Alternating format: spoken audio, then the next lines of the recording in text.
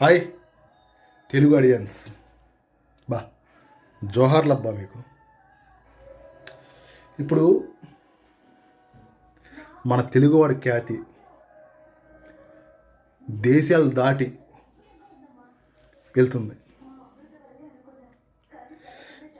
మన అభిమానులు ఎలా ఉన్నారు తెలుసా? మన రీసెంట్గా జూనియర్ ఎన్టీఆర్ గారి దేవర రిలీజ్ అయింది. మన తెలుగు ఆడియన్సే చాలామంది నెగిటివ్ రివ్యూస్ ఇచ్చారు. అభిమాన ముసుగులో చాలా ఇదిగా ప్రాపకాండ చేశారు. కానీ దానికి వచ్చే కలెక్షన్ దానికి బ్రహ్మాండంగా వచ్చే మంచి సక్సెస్ అయింది ఎలా ఉన్నా కానీ. మళ్ళీ ఇప్పుడు పుష్ప చాలా బ్రహ్మాండంగా యాక్ట్ చేశాడు, చాలా బాగుంది. కానీ నెగిటివ్ రివ్యూస్ ఇస్తున్నారు. అబ్బా ఒక్కడు గుర్తుపెట్టుకోండి,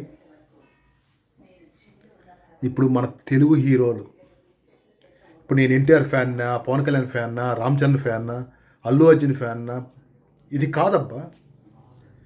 ఈరోజు మన తెలుగువాడు కొట్టే దెబ్బ దేశాలు రీసౌండ్ వస్తున్నాయి. దానికి మనం అందరం గర్వపడాలబ్బా. నాకైతే చాలా ముచ్చటగా ఉంది.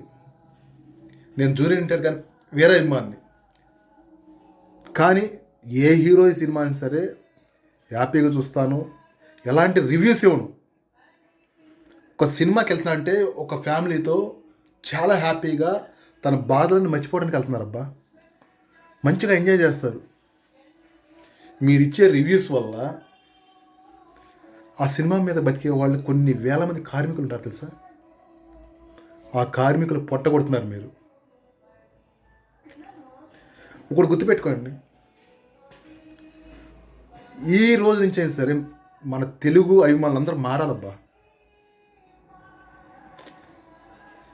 అసలు మన హీరోలు దెబ్బకి నార్త్లో ఒక్కొక్కరు వణికిపోతున్నారు తెలుసా? మన హీరోలకు వచ్చే కలెక్షన్స్ కానీ వాటికి కానీ. ప్రభాస్ అన్న చూడండి ఏ స్థాయికి తీసుకెళ్ళాడు. నార్త్ హీరోస్ అందరూ భయపడుతున్నారు ఎలా ఆపాలని. ఇప్పుడు ఎన్టీఆర్ గారు, రామ్ చరణ్ గారు, ఇప్పుడు మన అల్లు అర్జున్ గారు, మన తెలుగువాడు క్రియేట్ చేసే రికార్డులు టచ్ చేయాలంటే 10 సార్లు ఆలోచించాల్సి వచ్చే పరిస్థితి తీసుకొచ్చారు. చాలా గర్వంగా లేదు మీ అందరికీ? ప్రతి ఒక్క అభిమాని గుర్తుపెట్టుకోండి, సినిమాని ఎంజాయ్ చేయండి. నిజంగా మీ హీరో సినిమాని బాగా ఇష్టపడండి. మిగతా వాళ్ళ సినిమా చూస్తే చూడండి, లేకపోతే లేదు. అంతేగాని తప్పుడు రివ్యూస్ ఇస్తూ ఆ సినిమా ఫ్లాప్ అవ్వాలి, ఆడకూడదు, అవసరమా? ప్లీజ్, మన తెలుగు ఆడియన్స్ అందరూ మారాలి. ఈరోజు తెలుగు హీరో అంటే ప్రతి ఒక్కడు, మన తెలుగు హీరో అంటే దేశంలో నార్త్ లేదు, సౌత్ లేదు, టోటల్ తెలుగు సినిమా కోసం ఎదురు చూసే రోజులు వచ్చినాయి అబ్బా. అర్థమవుతుందా? కానీ ఇంకా మనం ఫేక్ రివ్యూస్ ఇస్తూ ఆ సినిమాని బ్యాడ్ చేస్తూ ఆన్నే కౌంట్ చేస్తున్నాం. ఎక్కడి నుంచి అయినా సరే ఏ తెలుగు సినిమా అయినా సరే దాన్ని నిలబెట్టి గెలిపిద్దాం.